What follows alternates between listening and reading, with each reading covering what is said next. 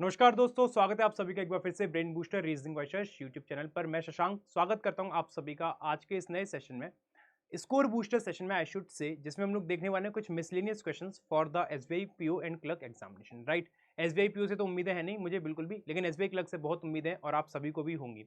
Right, क्योंकि SBI PO ने तो कर दिया मोए मोए, एसबीआई क्लर्क ने दिया है साथ, तो एसबीआई क्लर्क के लिए हम लोग तैयारी बहुत जोरों शोरों से करनी चाहिए, क्योंकि गोल्डन अपॉर्चुनिटी है एसबीआई क्लर्क अपने लिए।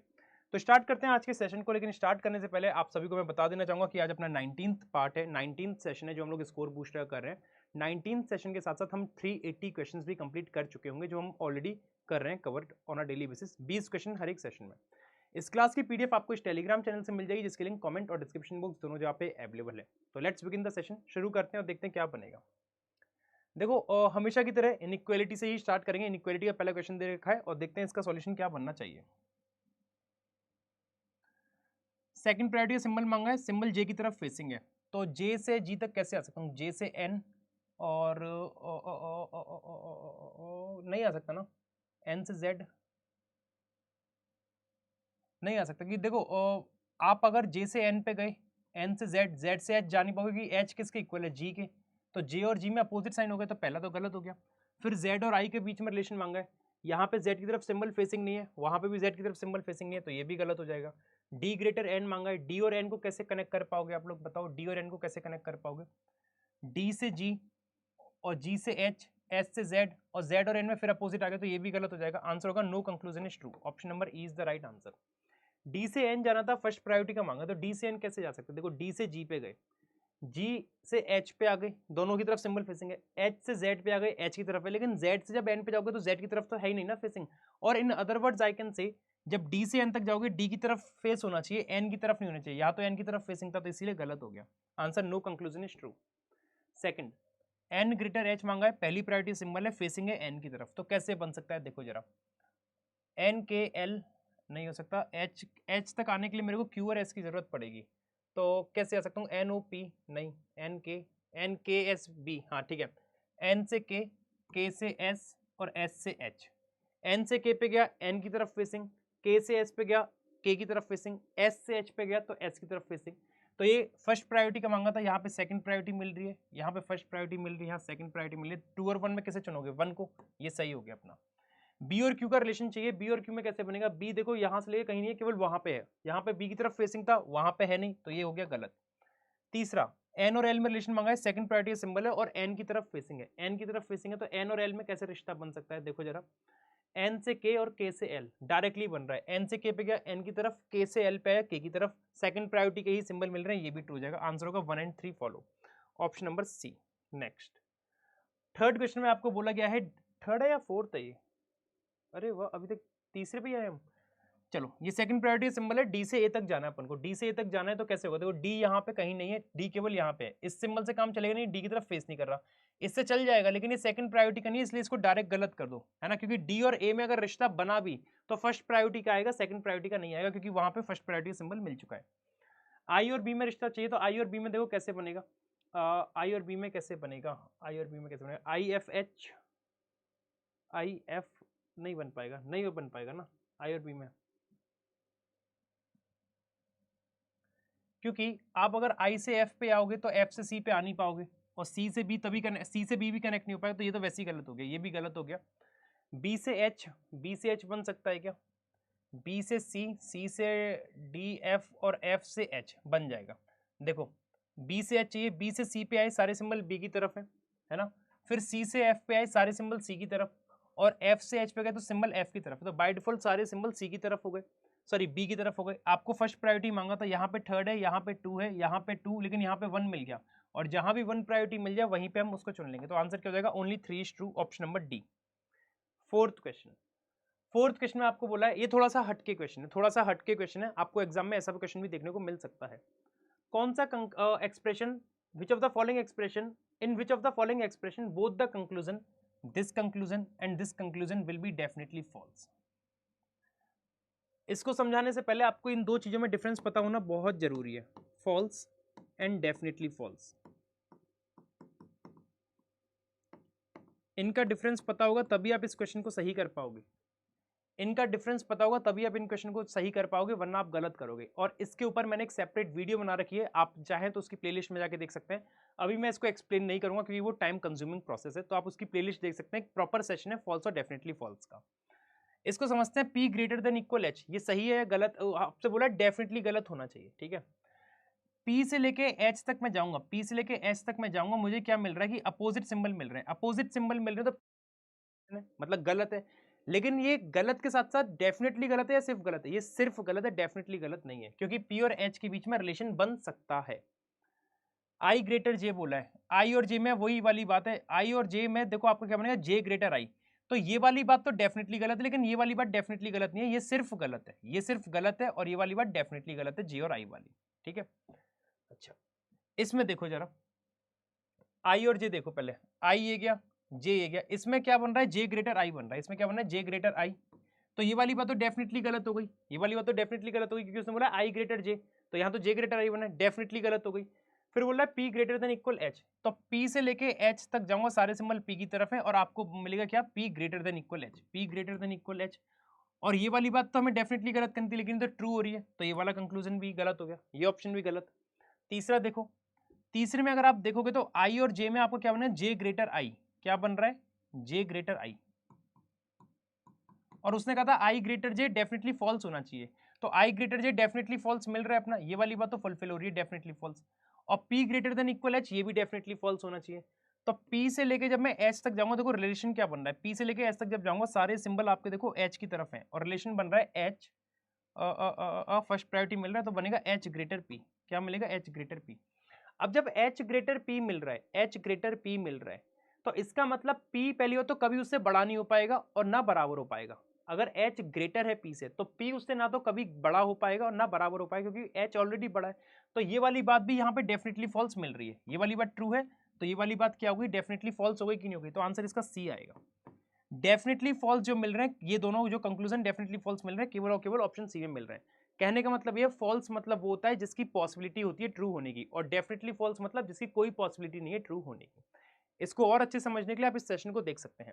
ऑप्शन नंबर डी में भी देख लो आप लोग, आई और जे में मांगा है, तो देखो आई और जे में क्या होगा, आई और जे में अपोजिट आ रहा है। अपोजिट रिलेशन का मतलब क्या होगा, इनके बीच में रिलेशन अभी पता नहीं है, लेकिन कोई ना कोई तो रिलेशन होगा, कोई ना कोई तो होगा, या तो बड़ा होगा, बराबर होगा, या छोटा होगा। ऐसा तो हो नहीं सकता कोई भी ना हो, और जब कभी भी ये बात आ जाए कोई ना कोई तो होगा, तो इसलिए ये क्या हो गया, इधर जे और आई फॉल्स हो गया, डेफिनेटली फॉल्स नहीं, सिर्फ false.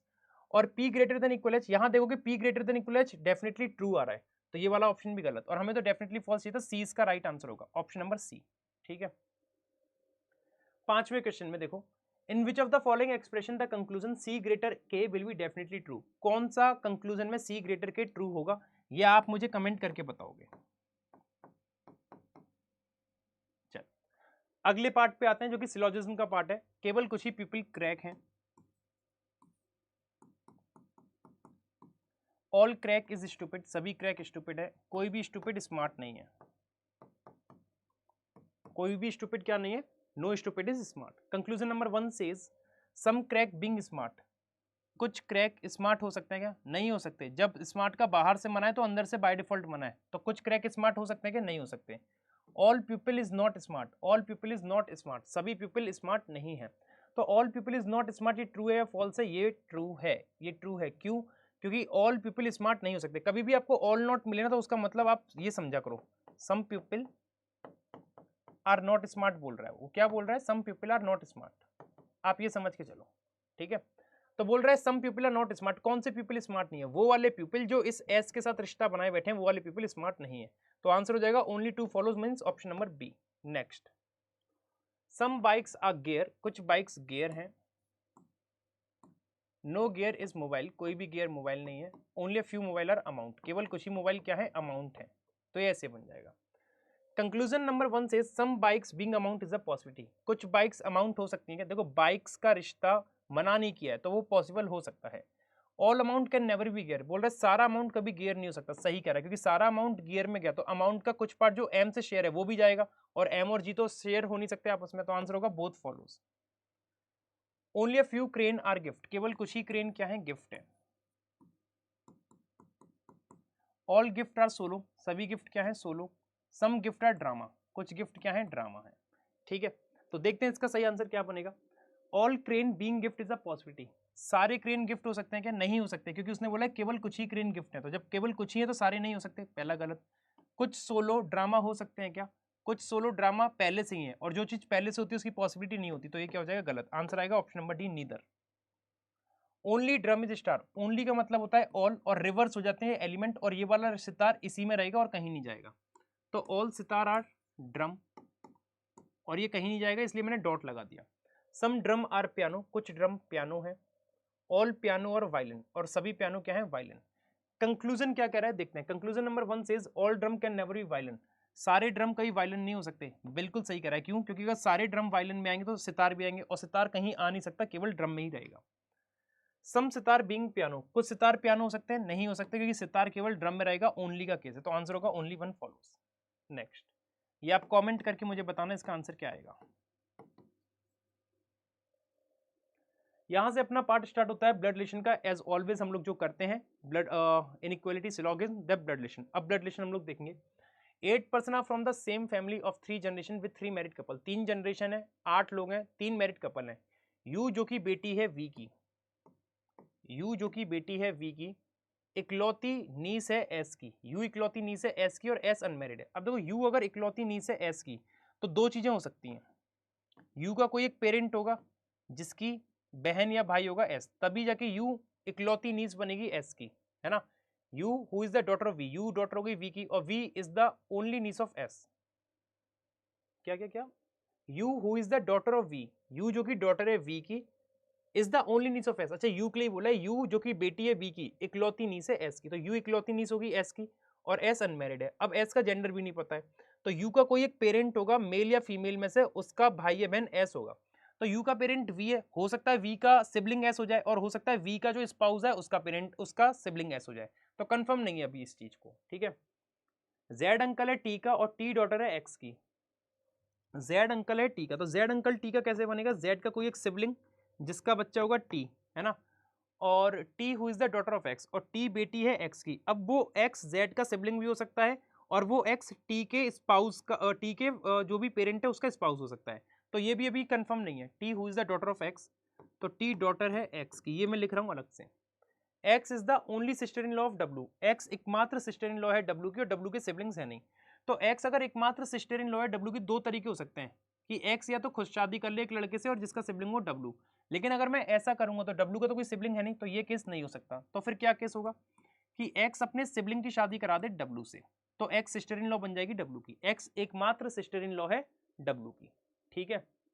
Z is the brother in law of Y, Z brother in law है वाई का, यार ये तो कुछ कनेक्ट नहीं हो पा रहा है। Z is the brother in law of Y, Z brother in law है वाई का, Y who is the father in law of V. अच्छा, अब यहां से कुछ मजा आएगा। वाई जो कि फादर इन लॉ है वी का, वाई अगर फादर इन लॉ है वी का, तो वी का जो स्पाउस होगा उसका पेरेंट कौन होगा? वाई, तभी वाई फादर इन लॉ बनेगा वी का।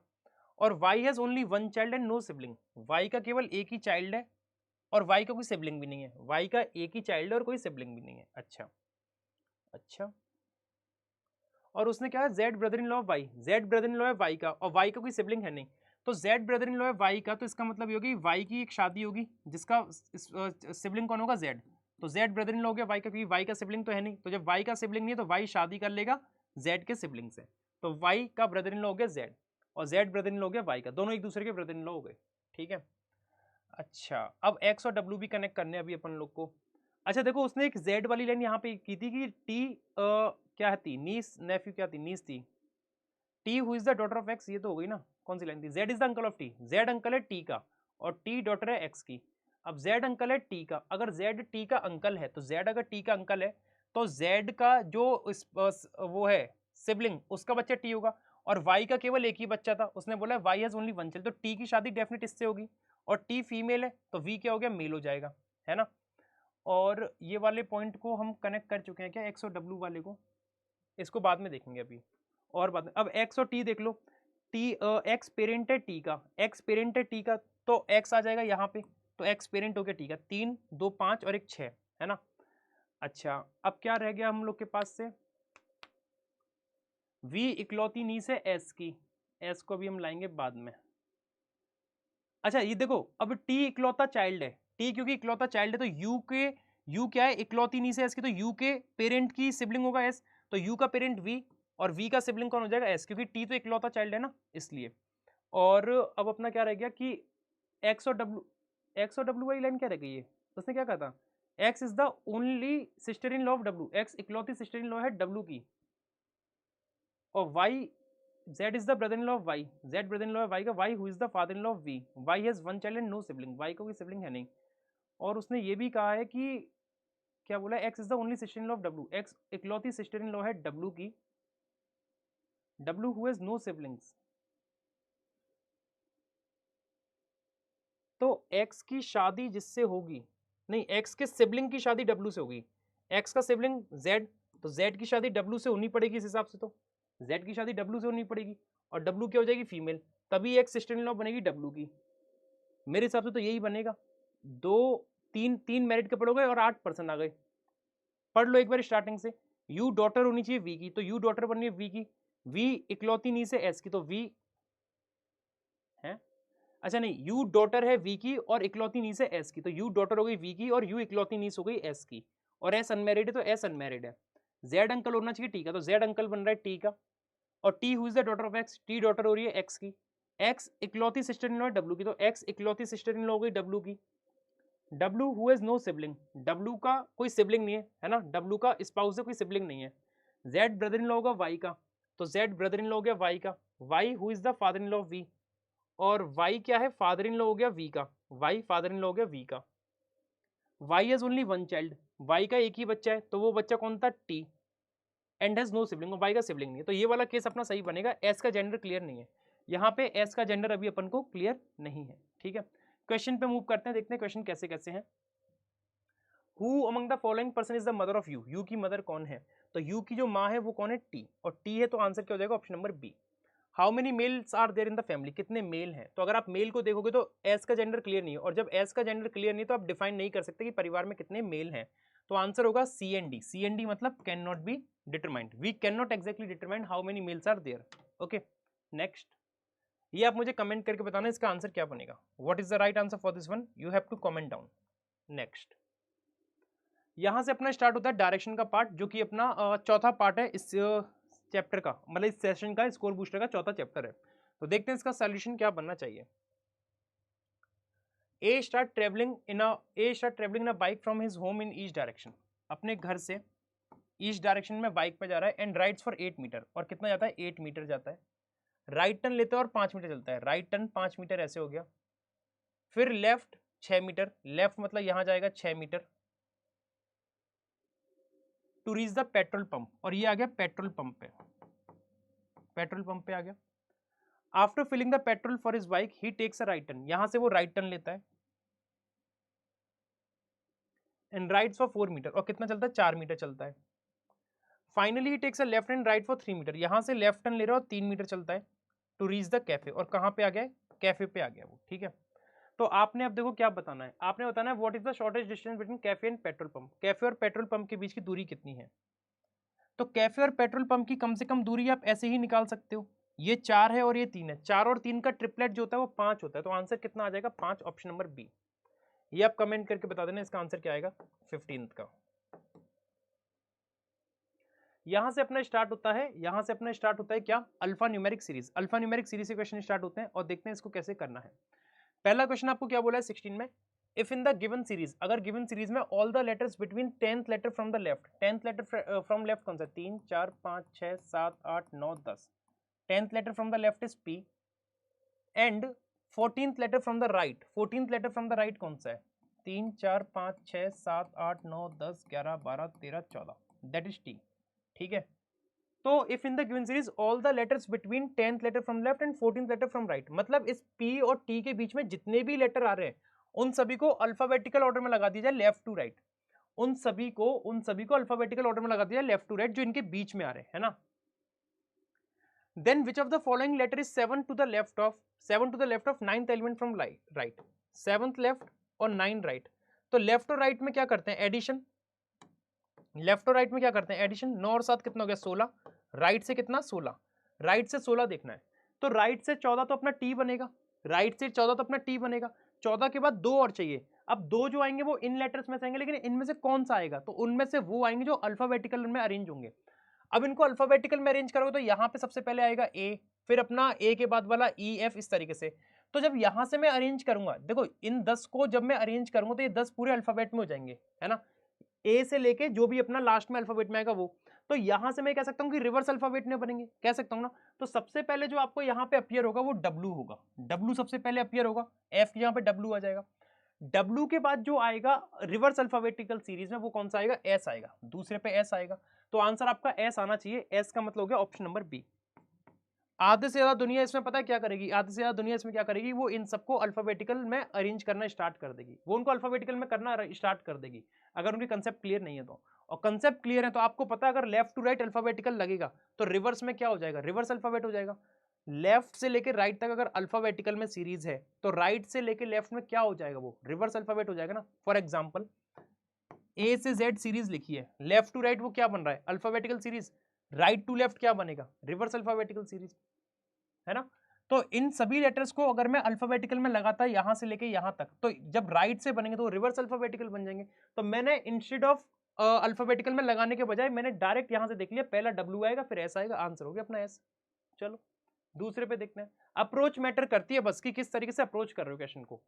If in the given series all the letters which are immediately preceded by vowel, letters जिनके जस्ट पहले क्या आ रहा है vowel, are change to the second succeeding letter. Succeeding मतलब होता है नेक्स्ट, सक्सीडिंग मतलब क्या होता है नेक्स्ट, मैं लिख दे रहा हूं यहां पे, सक्सीडिंग मतलब नेक्स्ट लेटर, सक्सीडिंग मतलब क्या हो गया नेक्स्ट। तो आपको बोला है if in the given series all the letters, वो सभी letters which are immediately preceded by vowel, जिनके पहले वोवल आ रहा है, आर चेंज, उन सभी लेटर्स को किस में चेंज करना है, उन सभी लेटर्स को चेंज करना है, उन सभी लेटर को चेंज करना है सेकंड सक्सीडिंग लेटर में, मतलब उन लेटर्स में +2 कर देना है, क्या कर देना है, +2 कर देना है, according to the alphabetical series, alphabet series के according. Then what will be the square value, तो आपको स्क्वायर वैल्यू बतानी है of the total number of vowels in the series, vowels की स्क्वायर बताना है, जितने भी वोवल हैं, जितने भी वोवल हैं उन सबके स्क्वायर बताना है, square value of the total number of vowels. अब चलो देखते हैं वोवल कहाँ कहाँ पे, देखो लेटर के पहले वोवल आना चाहिए, पहले तो आप ये देख लो, लेटर के पहले वोवल आ रहा है आई, तो इस लेटर को मैं क्या करूंगा +2 में चेंज कर दूंगा, तो ये एस किस में हो जाएगा, यू में चेंज हो जाएगा। तो ये आई और यू दो वोवल आ गए मेरे पास, कितने आ गए, दो वोवल आ गए, एक हो गया आई और एक हो गया यू, ठीक है। अच्छा अब देखो वोवल दे रखा है फिर लेटर है, लेकिन इस एन को दो चेंज करूंगा ये पी बनेगा, पी बनेगा, तो मैं ई को ही ले सकता हूँ, ई को ले सकता हूँ, तो ई कितना हो जाएगा, ई आ जाएगा यहाँ पे एक वोवल ये वाला हो गया, ठीक है। आगे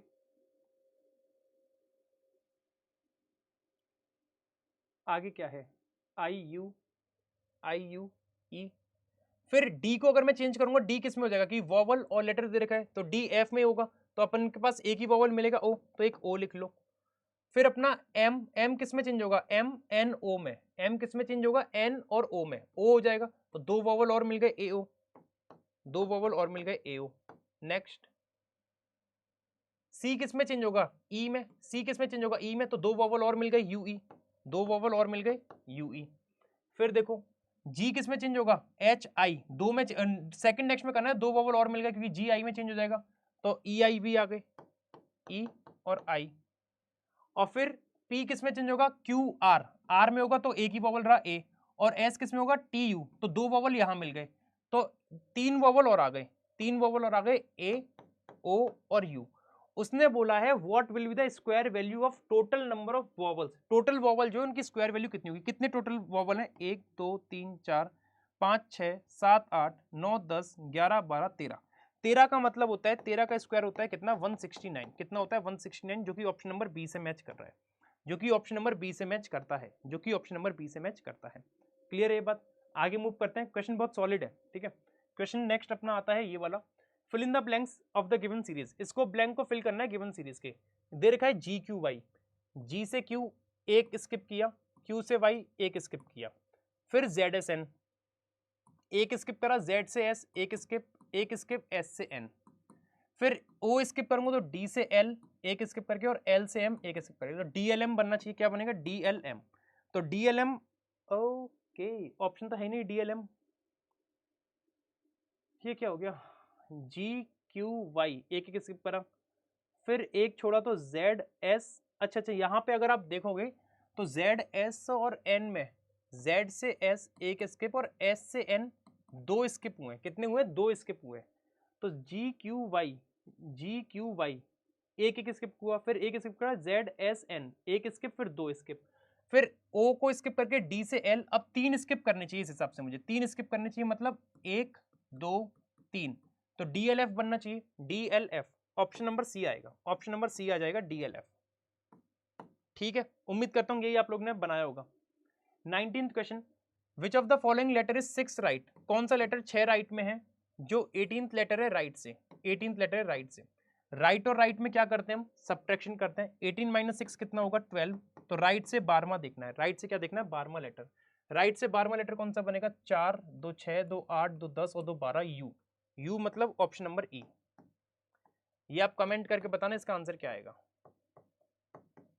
ये आप कमेंट करके बताना इसका आंसर क्या बनना चाहिए। ठीक है, चलो आज की सेवाएं यहीं पर समाप्त करते हैं। अगर सेशन अच्छा लगा हो सेशन को लाइक शेयर और चैनल को सब्सक्राइब कर लेना। इस क्लास की पीडीएफ आपको इस टेलीग्राम चैनल से मिल जाएगी, जिसकी लिंक कमेंट बॉक्स और डिस्क्रिप्शन बॉक्स दोनों जहाँ पे मेंशन है। नमस्कार दोस्तों, जय हिंद, राधे श्याम। मिलते हैं अपने अगले सेशन में। नमस्कार।